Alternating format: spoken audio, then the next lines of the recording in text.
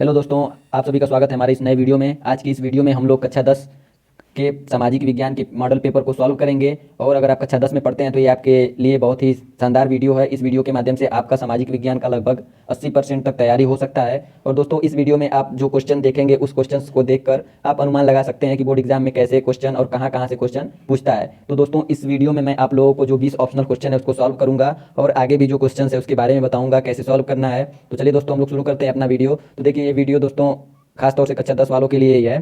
तो ठीक है दोस्तों, चलिए शुरू करते हैं हम लोग अपना वीडियो। देखिए, सबसे पहले अगर आपको बोर्ड एग्जाम देना है तो एक बात का ध्यान रखना होगा कि आपको केवल 3 घंटे 15 मिनट का ही समय मिलता है। उतने में ही आपको अपना सारा पेपर सॉल्व करना होता है। देखिए, कुछ सामान्य निर्देश दिया हुआ है। पहला निर्देश क्या दिया है कि सभी प्रश्न अनिवार्य हैं, सभी प्रश्न को आपको करना है। दूसरा निर्देश कह रहा है प्रारंभ में 15 मिनट परीक्षार्थियों को प्रश्न पत्र पढ़ने के लिए निर्धारित है। ठीक है दोस्तों। तीसरा पॉइंट देखिए क्या कर रहा है, यह प्रश्न पत्र 2 खंडों अ एवं ब में विभाजित है। खंड अ में 20 अंक के बहुविकल्पीय प्रश्न हैं जिनका उत्तर ओएमआर शीट पे आपको देना है।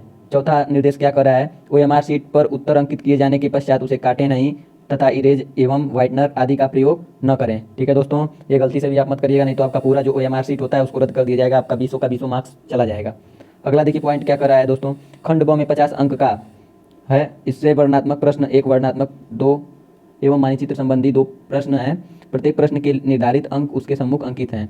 छठवां पॉइंट क्या कह रहा है, दिए गए मानचित्र को उत्तर पुस्तिका में मजबूती के साथ संलग्न करना आवश्यक है। दोस्तों, आपको मानचित्र भी मिलेगा जिसको भरने के पश्चात आपको क्या करना है, लिखित कॉपी में उसको पंच कर देना है। ठीक है दोस्तों। अगला पॉइंट देखिए क्या दिया है, दृष्टिबाधित परीक्षार्थियों के लिए मानचित्र कार्य के स्थान पर अलग से प्रश्न लिखने के लिए दिए गए हैं। ठीक है दोस्तों, अगर आपकी नजरें कमजोर हो, कम दिखाई देता हो तो आपके लिए अलग से क्वेश्चन दिया गया है मानचित्र कार्य को छोड़कर। ठीक है, तो चलिए दोस्तों हम लोग शुरू करते हैं अपना खंड अ, जो हमें 20 अंक देगा। इसमें हमें केवल बहुविकल्पीय प्रश्नों को हल करना है। ठीक है दोस्तों, तो चलिए हम लोग शुरू करते हैं अपना पहला क्वेश्चन। देखते हैं पहला क्वेश्चन क्या दिया हुआ है। तो दोस्तों, फर्स्ट क्वेश्चन हमारा दिया हुआ है, राष्ट्रवाद का उदय सर्वप्रथम किस देश से हुआ। तो ये बहुत ही आसान क्वेश्चन है और इसका आंसर जो होगा मैं आप लोगों को बता दूं कि राष्ट्रवाद का उदय सर्वप्रथम कहाँ से हुआ था, फ्रांस से। तो पहले वाले का जो ऑप्शन नंबर बी है वही होगा हमारा करेक्ट आंसर।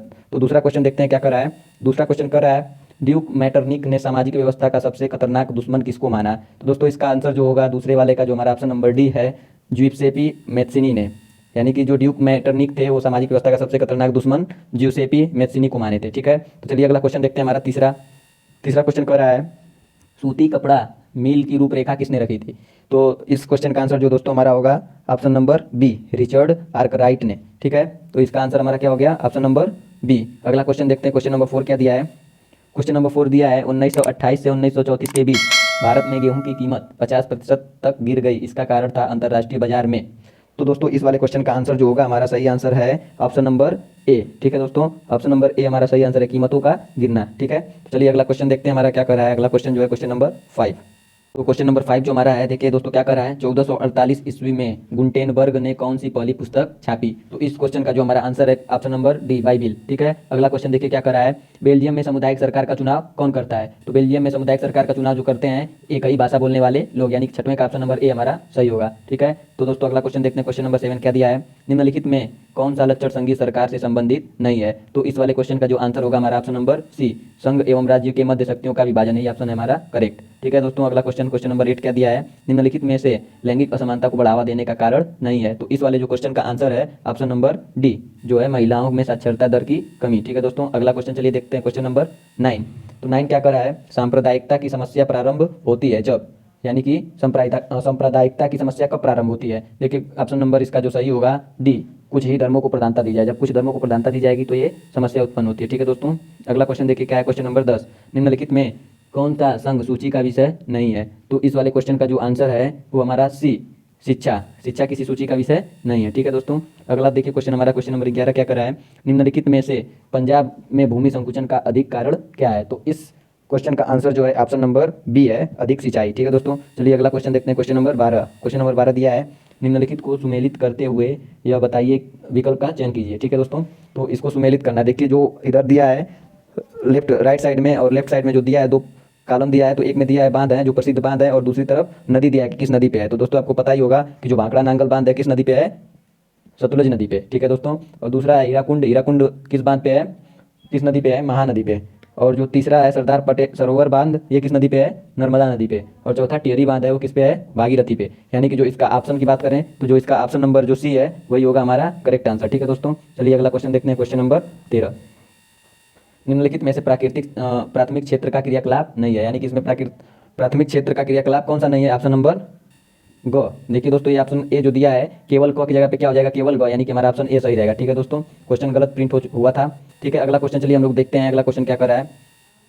सार्वजनिक एवं निजी क्षेत्र को किस आधार पर वर्गीकृत किया जाता है? तो इसका जो आंसर होगा सी, उद्यम का स्वामित्व। ठीक है, अगला क्वेश्चन देखते हैं। क्वेश्चन नंबर 15, भूक्षरण से क्या तात्पर्य है? भूक्षरण से क्या तात्पर्य है? तो इसका जो आंसर होगा ऑप्शन नंबर बी, भूमि का दल बदली होना। ठीक है दोस्तों, तो इसका आंसर हमारा हो गया बी। अगला क्वेश्चन है क्वेश्चन नंबर 16। क्वेश्चन नंबर 16 देखिए क्या करा है। इनमें से कौन सा संरक्षण का तरीका समुदाय की सीधी भागीदारी नहीं करता है? तो इसका जो आंसर होगा दोस्तों ऑप्शन नंबर डी, वन्यजीव पशु विहार का परिसीमन। ठीक है, अगला क्वेश्चन देखते हैं। क्वेश्चन नंबर 17 क्या करा है। निम्नलिखित में से कौन सा व्यापार और अवरोधक का लक्षण नहीं है? तो इसका जो ऑप्शन होगा हमारा सी, ऑप्शन सी इसका क्या होगा हमारा सही होगा। विश्व व्यापार संगठन व्यापार और रोधकों को बढ़ावा देता है। ठीक है, अगला क्वेश्चन देखते हैं। क्वेश्चन नंबर 18 क्या दिया है। भूमिहीन ग्रामीण मजदूरों के लिए सबसे अधिक उपयुक्त विकास का लक्ष्य कौन सा है? तो इसमें दोस्तों जो ऑप्शन इसका सी दिया है, अधिक मजदूरी देना, यही होगा हमारा करेक्ट आंसर। अगला क्वेश्चन देखते हैं क्या दिया है। अगला क्वेश्चन हमारा क्वेश्चन नंबर 19 है।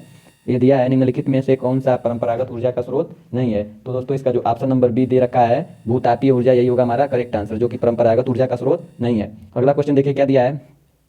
अगला क्वेश्चन दिया है वैश्वीकरण का बहुराष्ट्रीय कंपनियों के निवेश पर क्या प्रभाव पड़ता है? तो जो इसका आंसर डी दिया है ऑप्शन उपरोक्त सभी, यही होगा हमारा करेक्ट आंसर। ठीक है दोस्तों, तो इसी तरह मैं समझता हूँ कि आपको जो भी ऑप्शनल क्वेश्चन बताए हैं अच्छे से समझ में आया होगा। तो इसको आप ध्यान में रखिएगा क्योंकि आपका बोर्ड का एग्जाम नज़दीक आ गया है और ये आपके लिए बहुत सहायक होने वाला है। ठीक है, चलिए दोस्तों हम लोग अब शुरू करते हैं। खंड व वर्णनात्मक प्रश्न जो है कि 50 अंक देने वाला है। ठीक है, चलिए दोस्तों देखते हैं। हमारा सबसे पहले देखिए वर्णनात्मक प्रश्न के बारे में कुछ दिया है। फर्स्ट उत्तर लगभग 80 शब्दों में दीजिएगा, यानी कि इसमें जो क्वेश्चन दिए होंगे वर्णनात्मक फर्स्ट में, उसको आपको कम से कम 80 शब्दों में लिखना है। प्रश्न नंबर 1 क्या है। प्रथम विश्व युद्ध के पश्चात होने वाली महामंदी के 2 कारण। ठीक है, जो कि आपको 4 नंबर के लिए हैं। प्रथम विश्व युद्ध के बाद जो महामंदी हुई थी उसके 2 कारणों को आपको उल्लेखित करना है। ठीक है, अथवा करके दिया है 1928 1934 के मध्य होने वाली महामंदी का भारतीय अर्थव्यवस्था पर पड़ने वाले 2 प्रभावों की व्याख्या कीजिए। ठीक है, 2 क्वेश्चन दिए हैं अथवा करके, दोनों में से एक करेंगे आप, आपको 4 नंबर मिलेगा। ठीक है दोस्तों, अगला प्रश्न दूसरा दिया है। सत्ता की साझेदारी लोकतंत्र की आत्मा है, इस कथन की कारण सहित पुष्टि कीजिए। ठीक है, जो कि आपको 4 अंक देने वाला है। अथवा करके दिया है वर्तमान परिप्रेक्ष्य में जाति में राजनीति एवं राजनीति में जाति कथन की व्याख्या कीजिए। ठीक है, दोनों में से कोई एक करेंगे, आपको 4 मार्क्स मिलेंगे। ठीक है दोस्तों, अगला क्वेश्चन दिया क्वेश्चन नंबर 3। जो क्वेश्चन नंबर 3 है उसमें क्या कहा है। आर्थिक विकास के लिए ऊर्जा एक आधारभूत आवश्यकता है, इसके कोई 2 कारण लिखिए। ठीक है, ठीक है दोस्तों, तो इसको आप लिखिएगा अच्छे से, जो कि आपको 4 नंबर देगा। इसमें अथवा करके दिया है परिवहन तथा संचार के साधन किसी भी देश की जीवन रेखा क्यों माने जाते हैं? 2 कारण दीजिए। ये तो दोस्तों बहुत ही आसान क्वेश्चन दिया है। परिवहन तथा संचार के साधन किसी भी देश में जीवन रेखा इसलिए माने जाते हैं क्योंकि परिवहन और संचार के माध्यम से हम कहीं भी अपना सारे व्यापार को करते हैं। ठीक है दोस्तों, तो इसका कारण आप आसानी से दे सकते हैं। चौथा प्रश्न देखिए दिया है बहुराष्ट्रीय कंपनियां अपने उत्पाद की उत्पादन लागत कम बनाए रखने के लिए किस प्रकार का प्रबंधन करती है? किन्हीं 2 का उल्लेख कीजिए। ठीक है, जो प्रबंधन करते हैं। अथवा करके दिया अच्छे बाजार के किन्हीं 2 लक्षणों का उल्लेख कीजिए। मैं ऐसा करता हूं कि आप सभी लोग बाजार जाते होंगे बाजार करने, तो उन्हीं के कोई 2 अच्छे लक्षण आपको याद हो तो वही लिख सकते हैं, जो कि आपको 4 नंबर देने वाला है। ठीक है दोस्तों, तो इस तरह देखिए हमारा वर्णनात्मक प्रश्न फर्स्ट खत्म हो गया। आप सेकंड में देखिए क्या करना है। जो वर्णनात्मक सेकंड है इसमें आपका उत्तर लगभग 150 शब्दों में होना चाहिए, तभी आपको अच्छे मार्क्स मिलेंगे। तो देखिए जो इसका क्वेश्चन फर्स्ट यानी कि जो 5 है, क्या कर रहा है। महात्मा गांधी ने असहयोग आंदोलन क्यों चलाया? किन्हीं 2 कारणों को लिखिए। इसे उन्होंने स्थगित क्यों कर दिया? ठीक है दोस्तों, तो इसका आंसर आप सुन सकते हैं कि महात्मा गांधी ने असहयोग आंदोलन चलाने के 2 प्रमुख कारण थे। पहला था जो जालियांवाला बाग हत्याकांड और दूसरा था ब्रिटिश सरकार का भारतीय संस्कृति और परंपराओं का अपमान करना। ठीक है, इस आंदोलन को चौरी चौरा कांड के बाद स्थगित कर दिया गया था। ठीक है दोस्तों, असहयोग आंदोलन की शुरुआत 1 अगस्त 1920 को हुई थी। ठीक है, तो दोस्तों इसको आप और अपनी भाषा में बनाकर लिख सकते हैं। ठीक है, अगला प्रश्न देखिए क्या करा है। इसमें अथवा करके दिया है सत्याग्रह का अर्थ क्या है। महात्मा गांधी द्वारा चलाए गए किन्हीं 2 सत्याग्रह आंदोलनों का उल्लेख कीजिए। तो सत्याग्रह मैं आपको बता दूं क्या है। सत्याग्रह नाम से ही समझ में आता है कि सत्य के लिए आग्रह करना ही क्या है, सत्याग्रह है। यानी कि सत्याग्रह का अर्थ मैं बता दिया हूं। और महात्मा गांधी जी द्वारा चलाए गए किन्हीं 2 सत्याग्रह आंदोलनों को आप पढ़ लीजिएगा अच्छे से। ये क्वेश्चन हर साल पूछा जाता है। ठीक है दोस्तों, चलिए अगला क्वेश्चन देखते हैं क्या दिया है। लोकतंत्र में राजनीतिक दलों की आवश्यकता क्यों पड़ती है? इन्हें किन्हीं 4 कार्यों का उल्लेख कीजिए। ठीक है, तो इसको देखिए लोकतंत्र मतलब लोगों का तंत्र होता है जिसमें राजनीतिक दलों की आवश्यकता इसलिए पड़ती है कि लोग अच्छे नेता की चुनाव कर सकें जो हमारे कार्यों को सुचारू रूप से करे, हमारे लिए सामाजिक कार्यों को। ठीक है दोस्तों, अगला प्रश्न देखिए इसमें क्या दिया है। अथवा करके लोकतंत्र उत्तरदायी पारदर्शी एवं वैध शासन की व्यवस्था देता है, इस कथन की व्याख्या कीजिए। ठीक है, अब देखिए आपका अगला क्वेश्चन आ गया, क्वेश्चन नंबर 7। मृदा अपरदन क्या है? मृदा अपरदन का भूमि पर पड़ने वाले दो प्रभावों का वर्णन कीजिए। बहुत ही आसान क्वेश्चन है दोस्तों। मृदा अपरदन, इसके नाम से पता चलता है कि मृदा अपरदन यानी कि मृदा के ऊपरी भाग का कट के कहीं और चले जाना, ठीक है। और मृदा अपरदन के कारण भूमि पर जो प्रभाव पड़ता है जिससे भूमि की उर्वरता खत्म हो जाती है, ठीक है दोस्तों। तो इसको और अपने भाषा में आप लोग लिख सकते हैं, बहुत ही आसान क्वेश्चन है। अथवा करके दिया है, भारत में पाए जाने वाले मोटे अनाजों का उल्लेख कीजिए, इनकी पैदावार बढ़ाने के लिए क्या उपाय किए जा सकते हैं, इन्हीं दो को उल्लेख कीजिए। देखिए बहुत ही आसान क्वेश्चन दिया है, भारत में पाए जाने वाले मोटे अनाज जैसे गेहूँ है, मक्का है, बाजरा है, ज्वार है, इन सबों का आप उल्लेख कर सकते हैं। इनको बढ़ाने के लिए आप जानते ही हैं क्या इसमें किस किस चीज़ों की मात्रा को बढ़ाया जाता है, ठीक है दोस्तों। अगला क्वेश्चन हमारा है क्वेश्चन नंबर 8।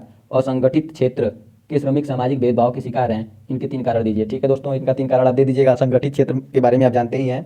अगला क्वेश्चन इसमें अथवा करके दिया है, मानव विकास सूचकांक क्या है? मानव विकास को नापने वाला प्रमुख अवयवों का वर्णन कीजिए। बहुत ही आसान क्वेश्चन है दोस्तों, इसको मैं आशा करता हूँ आप सभी को ये आता होगा और इसको आप सॉल्व कर सकते हैं, ठीक है दोस्तों। ये पेपर मैं आशा करता हूँ आप लोगों के लिए बहुत ही सहायकमंद होगा, ठीक है दोस्तों। Okay, thanks.